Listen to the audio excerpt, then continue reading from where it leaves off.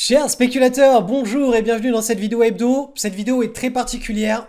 Je pense que c'est la vidéo la plus importante de l'année, si ce n'est la plus importante de toute votre vie, si vous voulez vous lancer dans la spéculation. Je vais vous parler dans la première partie de cette vidéo du monde qui régit le capitalisme boursier, la distribution du capitalisme boursier. Donc je vais simplement partir d'une étude avec 3 ou 4 graphes. Je vais vous expliquer comment tout cela se structure et comment à partir de cette réalité statistique, on obtient un minimum d'actions qui montent.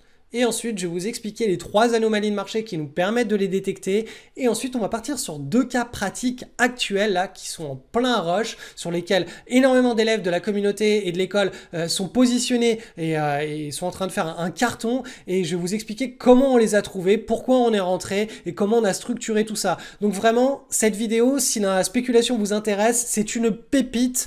Et seulement en deuxième partie de vidéo, je vous ferai le petit bilan sur le Bitcoin, sur les indices, et j'ai aussi une très grande annonce à vous faire dans cette vidéo. Donc si vous regardez la première partie de cette vidéo, à l'issue de cette première partie, vous aurez cette annonce. Restez bien accrochés, c'est du lourd cette vidéo. Vraiment, meilleure vidéo de l'année si vous voulez faire des spéculations.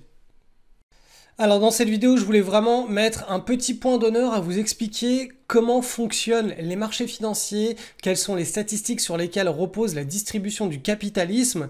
Donc je vais simplement vous commenter des choses que j'avais déjà écrites dans mon livre, des statistiques, et vous expliquer un petit peu comment ça s'organise tout ça. Donc ces statistiques, elles ont été menées par Eric Crittenden et Cole Wilcox qui travaillent chez Blackstar Fund. C'est des gens qui ont mis en place des systèmes de trading pour des gros fonds de pension américains, et ils ont backé leur recherche sur tout simplement des études statistiques qu'ils ont eux-mêmes menées. Donc là, il y a une première étude qui a été faite sur plus de 8000 titres cotés sur le marché américain, et ce sont des titres qui sont liquides. Donc là, déjà, sur ce test-là, il y a 2 contraintes, il y a 2 filtres. Premier filtre, liquidité. C'est-à-dire que si vous ne vous concentrez que sur les actions qui sont liquides, ça signifie implicitement que ce sont des actions qui attirent l'intérêt des investisseurs, des gros investisseurs, des fonds de pension, des baleines. Ce sont des entreprises qui ont des business models dans lesquels un investisseur peut se projeter. Donc ça, c'est une contrainte, un filtre qui est très important, parce que si vous enlevez ce filtre de liquidité, vous doublez, voire vous triplez le nombre de titres qui ont été cotés sur cette même période de 23 à 24 ans. Donc ça fait vraiment une énorme différence sur les statistiques que vous allez voir, parce que si vous considérez tout un univers d'actions, et que parmi tout cet univers d'action, il y a des entreprises qui sont cotées pendant 6 mois, pendant 1 an, pendant 1 an et demi, que ces entreprises ne sont pas liquides tout simplement parce qu'il n'y a aucune transaction, il y a très peu de transactions qui sont menées. Eh bien, s'il n'y a pas de transactions qui sont menées, il n'y a pas de, les prix ne vont pas monter par magie, ils vont pas s'apprécier de 20, 30, 40% chaque année pendant 20 ans, comme ça par magie, sans qu'il y ait des transactions, sans que l'entreprise elle commence à faire de plus en plus de chiffres d'affaires, sans qu'elle dégage de marge, sans qu'il y ait une activité économique. Donc tous ces titres fantômes ne sont pas pris en compte dans cette analyse, et ce qui est très important de retenir, c'est que si vous voulez investir en bourse en sélectionnant des titres de manière individuelle, prenez des titres qui sont liquides. Combien de fois j'ai entendu dans ma vie d'investisseur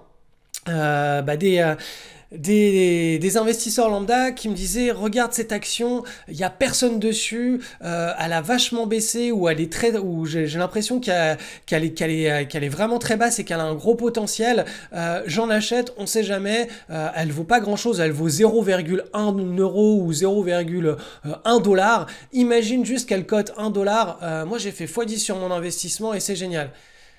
Et mais en fait, non, il faut pas acheter un truc sur lequel il y a personne et sur lequel il n'y aura jamais personne.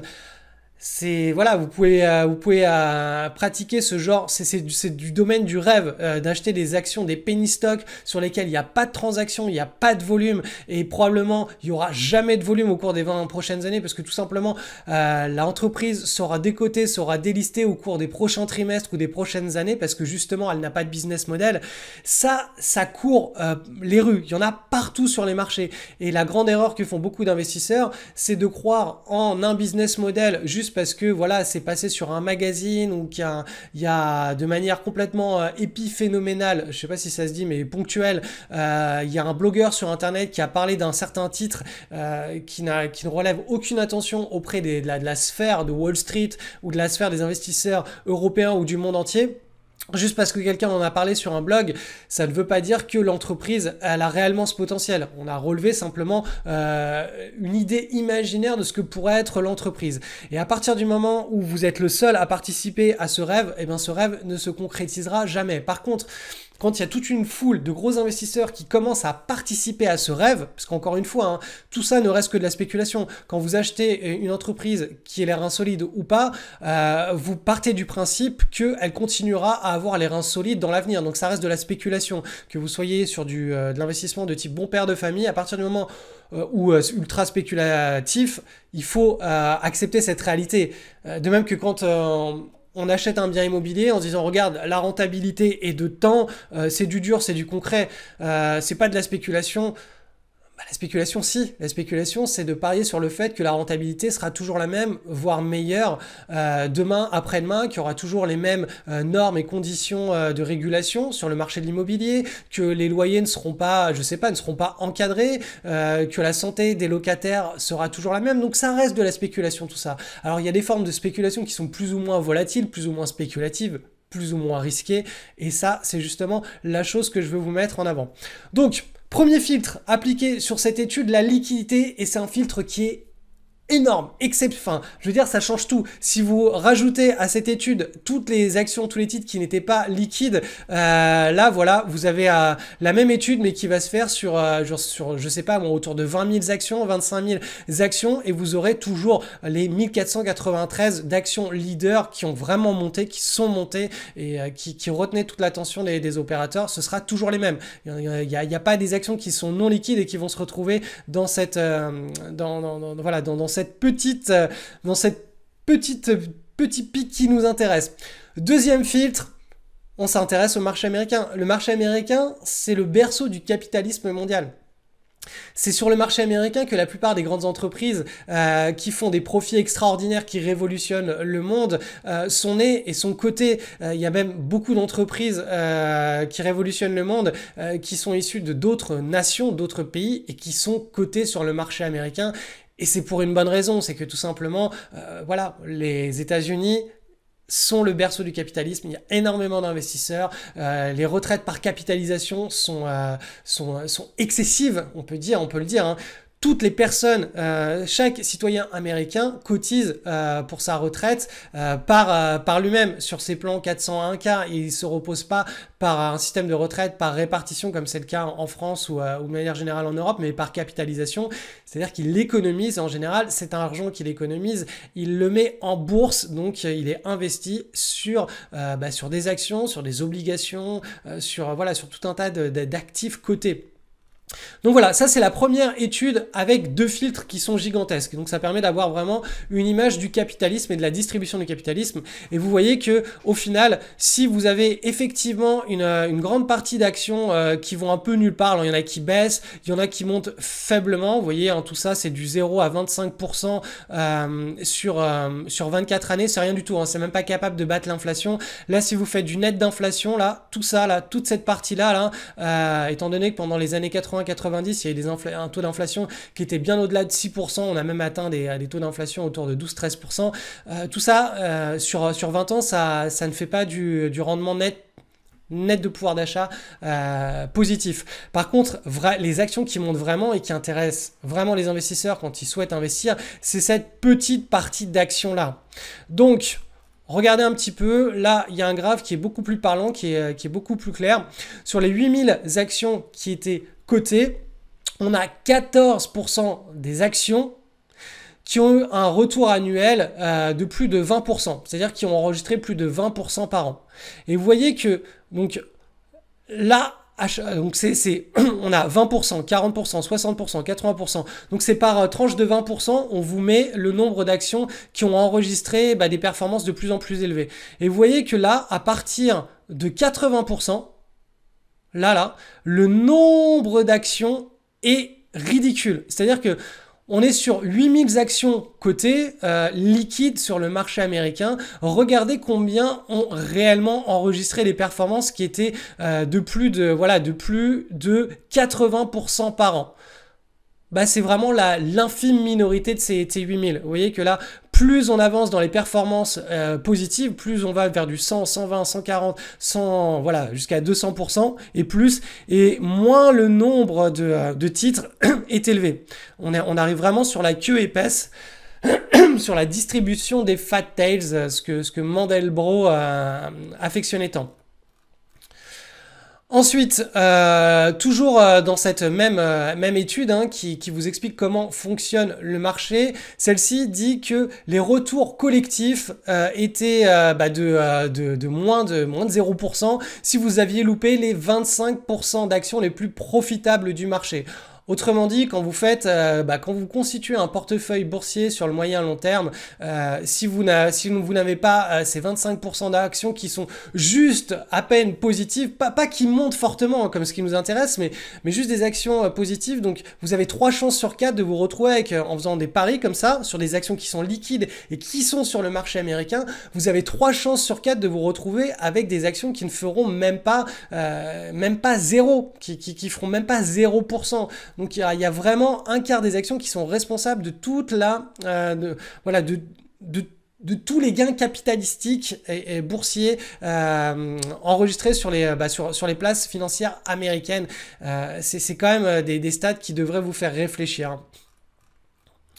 Sur le marché européen maintenant, donc là on a les stats Grande-Bretagne et Canada. Alors là c'est encore pire, puisque si on regarde juste le UK, qui était quand même pendant les dernières décennies, le siècle dernier, c'était un petit peu le Wall Street européen, la City Londres. Là on passe carrément sur 11%. Donc c'est 11% des actions qui ont été responsables de tous les gains collectifs du marché.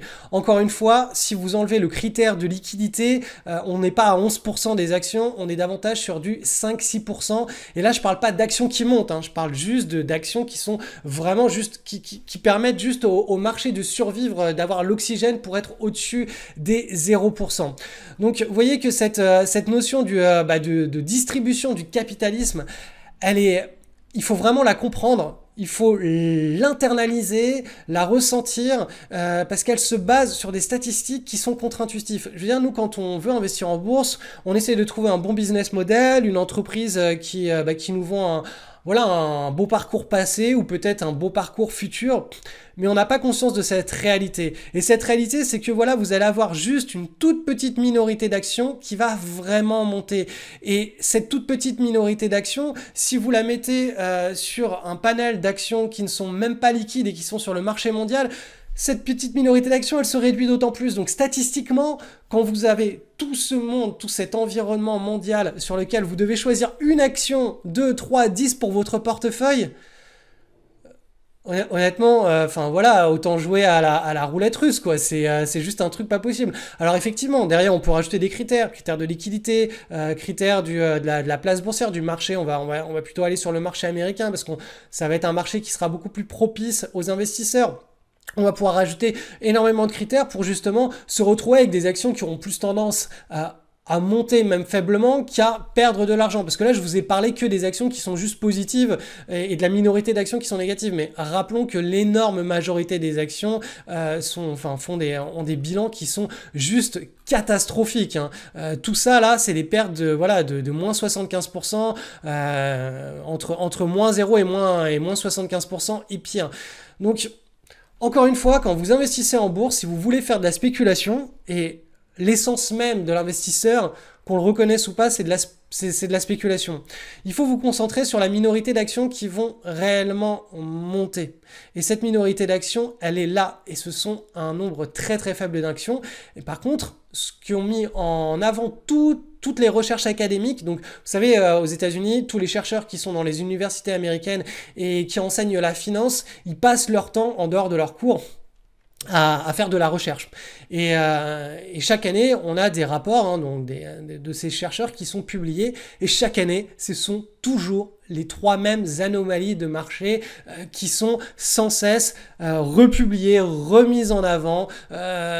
voilà, c'est ce qui est derrière là, la performance de cette minorité d'actions et qui nous permet de les identifier. Donc je vais vous les citer, hein, les trois anomalies de marché. On a le PEAD, le Post Earning Announcement Drift, donc tout simplement quand une publication de résultats se fait sur une entreprise et que cette publication de résultats surprend de manière excessive le marché, donc c'est-à-dire que voilà, les analystes avaient un consensus, les investisseurs avaient un consensus sur les résultats qui allaient être publiés et les résultats sont soit énormément supérieurs, soit énormément inférieurs. Ce genre de cas est rare, c'est-à-dire que les 3/4 du temps, hein, enfin même bien plus des 3/4 du temps, quand une entreprise publie des résultats, c'est soit dans la lignée, soit un petit peu positif, soit un petit peu moins.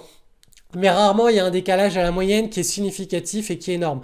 Quand vous détectez ce genre d'opportunité, ce genre d'écart à la moyenne, de plusieurs écarts types, hein, comparativement au consensus des analystes, là, vous êtes dans un écart d'une potentielle anomalie de marché. Donc ça, quand vous identifiez ça, faut par-dessus l'associer à une configuration qui confirme qu'on est vraiment dans une voilà dans quelque chose qui choque les investisseurs, qui choque le marché, et c'est ce que moi j'appelle tout simplement le trading de news pour faire au plus simple. Ça, c'est la première anomalie de marché. La deuxième anomalie de marché qui est bien plus forte, c'est le momentum. Le momentum, il a été identifié sur du 3 mois, du 6 mois, du 12 mois et même un petit peu plus en fonction des classes d'actifs. Le momentum, qu'est-ce que c'est? C'est la vélocité. Ça veut dire qu'une action qui a déjà performé sur les 3, 6 ou 12 derniers mois, elle a beaucoup plus de probabilité de continuer sur cette même lancée que toutes les autres actions du marché. C'est-à-dire que là, si vous prenez toutes ces actions, ces 8000 actions, et que vous appliquez simplement un filtre qui est je veux que l'on m'affiche les actions qui ont le plus monté sur les 3, 6 et 12 derniers mois, eh bien vous allez vous retrouver systématiquement avec des actions qui vont sur les 3, 6 et 12 prochains mois, monter bien plus que tout le reste du marché. Et ça, c'est une première façon de se concentrer, de se retrouver face à cette fat tails, à cette queue épaisse de la distribution des cours de bourse, à ces 1493 titres cotés sur le marché américain parmi les actions les plus liquides qui ont le plus performé. Donc, voilà, on a le momentum à court terme et le momentum à moyen long terme. Donc ça, le momentum à court terme, c'est ce qui va nous permettre de détecter notamment ce que j'appelle moi des roquettes de marché, des actions qui évoluent de manière très rapide et très vive, un petit peu comme ce que font les crypto-monnaies. Et le momentum à moyen long terme, c'est davantage ce qui va nous permettre de trouver des opportunités en daily ou en hebdomadaire, mais qui évoluent avec la grande vague du marché, tout simplement. Un marché haussier, ça se développe pas en 3 semaines, hein, ça prend plusieurs mois, plusieurs trimestres, et il y a encore une fois une minorité d'actions qui sont responsables de toute la hausse de ce marché. Actuellement, ce sont les valeurs technologiques, on a eu les solaires, on a eu les actions du cloud, il y a eu les bancaires pendant un certain cycle de marché. Chaque cycle de marché à son thème, à sa thématique, et la seule façon de trouver cette thématique, c'est de programmer des screeners qui vont nous trouver ces actions qui proposent des anomalies de marché, et ensuite, une fois qu'on a notre univers d'actions, donc celle-ci, hein, et pas les autres, celles qui montent vraiment, on va, nous, en tant que trader, en tant que spéculateur, trouver des points d'entrée qui sont intéressants, qui nous proposent ce qu'on appelle un risk-reward avantageux. Qu'est-ce qu'un risk-reward? C'est quand vous faites votre entrée en position et que vous mettez un stop-loss d'invalidation, parce que partez du principe que vous allez avoir bon ou faux 50% du temps, hein. On n'est pas des devins, on ne prédit pas l'avenir, ça peut monter, ça peut descendre, on n'en sait rien. Tout ce qu'on sait, c'est qu'on prend une position sur un actif qui présente une anomalie de marché, que si ça monte, ça va monter dans des proportions qui seront bien plus importantes que si ça baisse, compte tenu de notre scénario de trading. Donc notre scénario de trading, il consiste à mettre en place une entrée avec un stop loss qui soit pas trop loin de son entrée, mais avec un gain potentiel qui soit un multiple de la perte qu'on est prête à concrétiser si le stop loss est touché. Donc voilà, tout simplement, vous avez compris, il n'y a pas de secret, la spéculation, vous avez compris l'image globale de la spéculation, comment ça s'organise. Et je vais vous montrer 2 exemples de ce qui se passe en ce moment. Donc première analyse sur le titre ALGAU, Algo Gossin.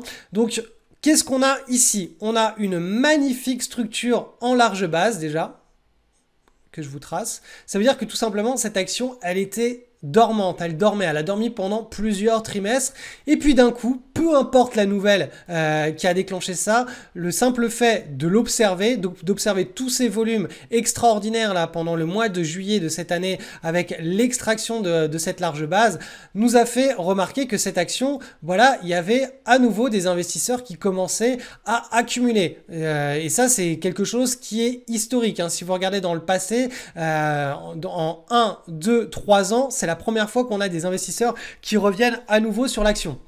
Alors, est-ce que c'est un feu de paille ou pas? À ce niveau-là, on n'en sait rien. Et c'est d'ailleurs pour cette raison qu'à ce niveau-là, on ne va pas prendre position. Si vous regardez sur la même période de 2018, janvier à mars 2018, on a eu aussi des volumes extraordinaires. On a eu aussi là une tendance extraordinaire. Est-ce qu'on a confirmé par derrière? Est-ce que l'action est montée? Non. Donc la prise de position, elle ne se fait pas juste sur ce critère.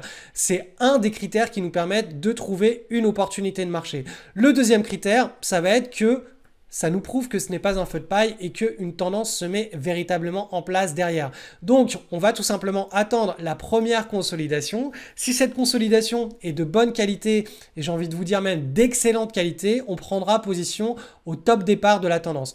Donc là, on a tout simplement une magnifique ta séance avec les bandes de Bollinger qui se resserrent bien sur la fin. On peut tracer ce pivot qui a été tapé à de nombreuses reprises, la volatilité qui se contracte. Et là, vous voyez qu'on a les volumes. Le vendredi 11 septembre, boum, le breakout. Donc là, tout simplement, on a la confirmation que ce n'est pas un feu de paille, que l'on peut prendre la position, que l'on peut placer un stop qui soit en dessous de cette pattern et que derrière, on a un potentiel de hausse qui est extraordinaire. Et qu'est-ce qui s'est passé après? J'ai même envie de... À la limite, je ne vais pas vous montrer le graphe. C'est pas important ce qui se passe derrière dans le sens où le plus important, c'est de trouver ce genre d'opportunité et de répéter et de répéter et de répéter. Il y a plein de trades qui vont se clôturer sans perte ni gain, c'est-à-dire des trades qui vont nulle part, que l'on va clôturer flat. Il y a une minorité de trades qui vont se clôturer avec une perte et une minorité de trades qui vont se clôturer avec un fort gain. Et c'est comme ça, c'est en exploitant justement ces statistiques, cette distribution des trades, des trades qui sont bien encadrés par un plan de trade, que l'on va pouvoir faire une performance annuelle. Quand vous allez perdre peu. À chaque fois, vous allez perdre une unité, plus une unité, plus une unité. Et quand vous allez gagner gros. Vous allez gagner 3, 4, 5, 6 unités. Donc, c'est comme ça que ça fonctionne, tout simplement. Donc là, l'action, elle est partie sur un climax run. Tout simplement... plan de trade à appliquer pour clôturer cette action dans les meilleures conditions et obtenir le maximum de multiples du risque que l'on avait pris au départ.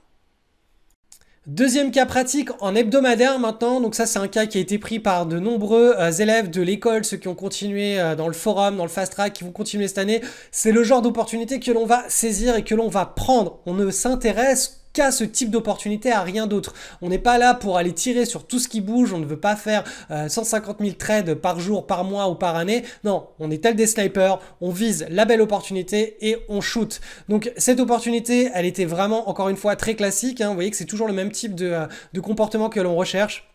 On recherche une action qui s'extrait d'une... Alors la large base, vous pouvez la dessiner ici ou ici. Dans les deux cas, ça ne change rien. Je vais vous expliquer pourquoi. Donc on a... ce qu'on appelle une situation de recovery. Donc c'est une action qui a chuté pendant de nombreux trimestres, de nombreuses années, avant de se stabiliser dans une large base et de réémerger à nouveau pendant l'année 2020. Donc vous voyez que pendant l'année 2020, on a eu des volumes extraordinaires, donc rush massif de liquidité. Ça nous prouve que des grosses baleines, des fonds institutionnels, des hedge funds, des fonds de pension sont en train d'accumuler cette action. Est-ce que c'est un feu de paille ou pas? On attend tout simplement la première consolidation. Là, on est sur une unité de temps hebdomadaire, donc on va attendre la première consolidation en hebdo. Ceux qui font du swing trade daily, il y en avait une ici. Ceux qui font du swing trade hebdo, c'est-à-dire pépère, tranquille, en mode ce qu'on fait dans l'école, la consolidation en hebdo, elle était ici. Donc vous voyez qu'on a ce qu'on appelle une tasse avec une anse. Alors, je vous la dessine comme ceci. Hop, hop. On a eu effectivement un excès, la tasse séance, dans l'idéal, on aime qu'elle soit construite sur les plus hauts historiques, mais ça c'est possible uniquement quand on n'a pas quand on a un mouvement qui est relativement long et régulier au préalable. Là, le mouvement, il n'était pas long et régulier au préalable, il était explosif, il était extrême. Donc forcément, il y a eu un retour de bâton d'une partie de pourcentage de la hausse et la construction de la pattern, elle s'est mise en place, elle s'est faite de manière très propre, un peu plus bas. Donc là, vous voyez que c'est la première pattern en hebdomadaire qui se forme. On n'en a pas eu avant. Là, on a le breakout, là, on a la cassure. Et pendant ce breakout, puisque là, c'est une semaine complète, nous, on va tout simplement aller identifier sur une unité de temps inférieure, c'est-à-dire en journalier, eh bien, le breakout qui est en train de se mettre en place. Donc, ce que vous voyez en hebdomadaire, en journalier, c'est-à-dire le lundi, le mardi, le mercredi, le jeudi, le vendredi, on a 5 séances qui construisent une séance en hebdomadaire. Et bien nous, parmi ces 5 séances, on va choisir celle qui est la plus pertinente, qui est la plus proche du pivot et qui a le plus d'impact, c'est-à-dire qui nous prouve que les investisseurs sont réellement de retour. Vous voyez que là, on a les volumes qui arrivent en hebdomadaire. Et là, ces volumes-là, je vous fais pas l'analyse du graphe en journalier, mais voilà, on va les détecter en journalier, on va prendre la position sur la rupture du pivot en journalier pour tout simplement surfer eh bien, une tendance. Et vous voyez que c'est toujours cette même idée d'avoir un multiple. Donc, si vous voulez risquer voilà, une distance qui est de l'ordre de, on va dire, allez, entre 4 et 2,75. Donc, si vous voulez risquer 0,25 sur cette action, donc une fluctuation de 0,25 euros ou dollars, peu importe hein, si l'action est en euros ou en dollars, vous voulez gagner un multiple de ça. Donc bah, typiquement dans l'idéal vous aimeriez bien gagner je sais pas moi 2,5. Si vous risquez 0,25 vous voulez gagner 10 fois ça, donc 2,5. Et là vous voyez que si vous preniez la position à 4, à 6,5, c'est-à-dire là vous étiez déjà à 10. Vous étiez prêt à risquer 1 pour gagner 10. Sauf que là on est carrément sur du 10-11.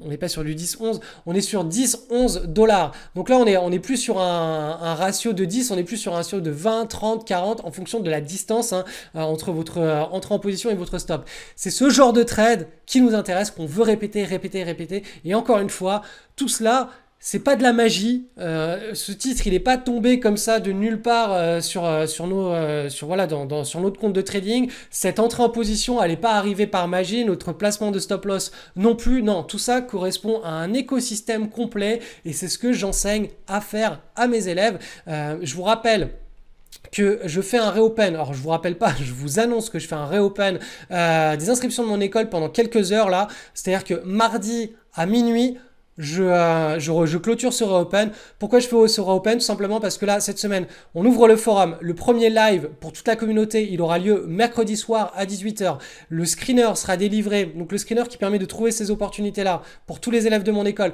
il sera livré dans le cours de cette semaine, enfin de la semaine prochaine. C'est-à-dire il sera livré mercredi soir après le premier live. Et on va commencer à mettre en place l'écosystème complet pour trouver et exploiter ce type d'opportunités à partir de mercredi. Là, le premier mois d'école, c'était le mois fondation avec plein de cours, on va dire, pas d'amphithéâtre, mais c'était pas des cours 100% pratiques. C'est des cours qui permettent d'élever la conscience, qui permettent de comprendre la structure et l'organisation du marché, un petit peu comme ce que je vous ai fait dans cette vidéo, mais voilà, sur un mois de cours complet.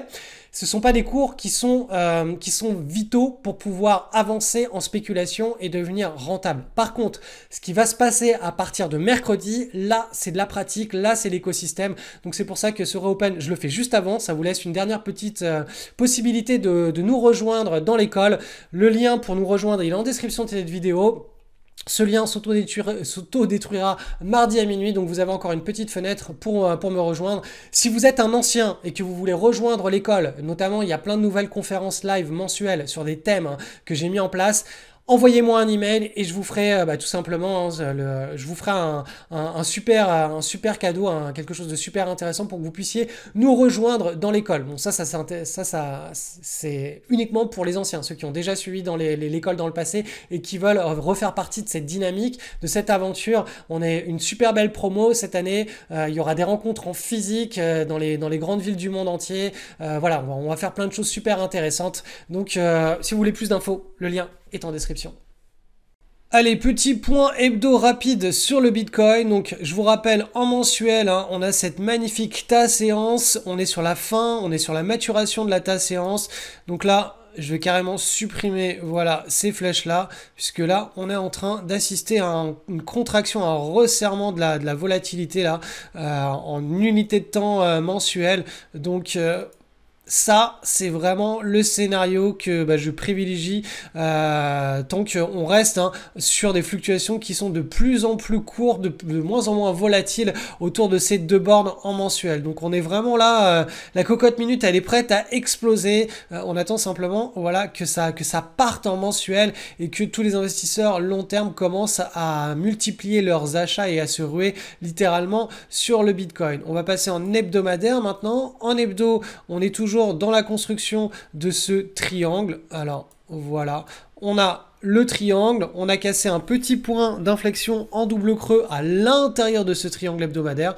Donc là, on est en train tout simplement d'aller probablement chercher la zone de résistance avant de maturer ce triangle et d'ensuite pouvoir assister à une accélération de la hausse au cours des prochains mois et des prochains trimestres. Allez, je vous fais un petit détour en journalier pour vous montrer une autre perspective, une autre vue de ce triangle chartiste où je vous ai mis tout simplement la bande supérieure du triangle, non pas de manière horizontale, mais de manière, on va dire, en diagonale. Et si c'est cette zone de résistance supérieure du triangle qui joue vraiment son rôle en daily, et bien tout simplement, là, on devrait être sur le point dur et assister davantage à quelque chose, voilà, comme ça. Donc voilà, affaire à suivre. Quand vous hésitez entre 2 unités de temps, de manière générale, remontez toujours sur l'unité de temps supérieure. C'est celle où qui accueille le moins de faux signaux et le plus de potentialité sur la construction de la pattern en cours. Et voilà, comme ça vous aurez beaucoup plus d'oxygène pour voir arriver les choses et vous ne serez pas choqué parce que sur une petite unité de temps, on casse une zone de résistance qui est mal tracée ou qui correspond juste à une zone, mais qui n'est pas précise, qui encore une fois qui est une zone et qui a mal été interprétée. Donc toujours, quand vous faites des analyses techniques, toujours utiliser au minimum 3 unités de temps. Donc celle qui va vous permettre de vraiment timer votre intervention et puis 2 autres supérieures pour vraiment comprendre dans quel contexte vous êtes en train d'effectuer une intervention ou tout simplement une analyse de marché. Analyse du SP500, donc cette semaine, regardez, on est venu buter sur le haut de la consolidation en hebdomadaire. Donc vous voyez, une semaine hebdo ici où on a fait une incursion, on est revenu à l'intérieur. Donc comme je vous l'expliquais les semaines précédentes, il est très probable qu'on assiste à la formation de ce gros triangle sur les prochaines semaines. Et à l'issue de ce triangle, soit on cassera par le haut, soit on cassera par le bas. En tout cas, voilà, là à court terme, c'est du range et je vous rappelle qu'à très long terme, on est davantage dans un grand cycle de hausse avec encore une fois le Nasdaq qui lead. Donc ma vision des choses, c'est tout simplement une continuation du marché haussier avec une cassure par le haut et une nouvelle jambe haussière très importante et très forte. Donc même constat sur le Nasdaq, vous voyez, cette semaine, on a été chercher la zone de résistance historique. Quand on recontextualise, on est en train simplement de digérer la puissante hausse en V qu'on a connue depuis le Corona. Donc vous voyez, crise Corona, boum, ça a dévissé. Et puis là, on a plus que reconquis la baisse du Léo Corona, puisque on est vraiment sur des nouveaux plus hauts historiques depuis pas mal de temps, depuis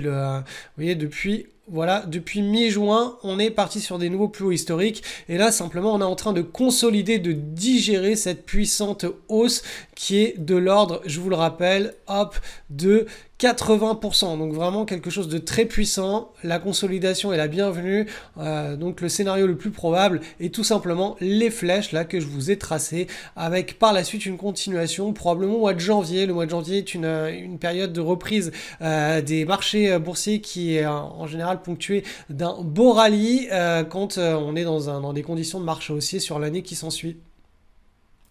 Donc avant de nous quitter, je vous fais un petit rappel. Le lien est en descriptif de cette vidéo. Si vous voulez participer à la réouverture des inscriptions qui est très furtive, qui va durer quelques heures, jusqu'à mardi soir à minuit, mardi à minuit, c'est fini. Je vous ai mis le lien de cette page. Ça vous explique voilà, ce qu'est l'école, ce qu'on va y apprendre, comment on va structurer tout ça.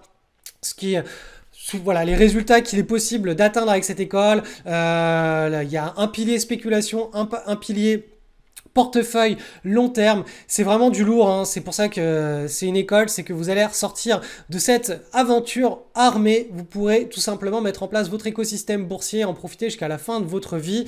L'investissement que les élèves font en participant à cette école pour se former, sur, sur l'échelle de 10, 20, 30 ans, c'est juste, c'est une goutte d'eau comparativement, voilà, à cette montagne d'intérêts composés qu'il est possible de générer quand on met en place, hein, quand on structure un écosystème qui va profiter tout simplement de la bourse. De toute façon, la bourse, c'est pas compliqué, c'est l'investissement privilégié par toutes les grandes fortunes de ce monde parce que c'est le minimum d'emmerde pour le maximum de viande. Donc c'est pas pour une raison hasardeuse que la bourse est le chouchou de tous les plus gros investisseurs du monde entier. Donc voilà, si vous voulez rejoindre ces investisseurs, hein, et la communauté, le lien, il est en description et vous pouvez tout simplement m'envoyer un email si vous avez des questions concernant cette école.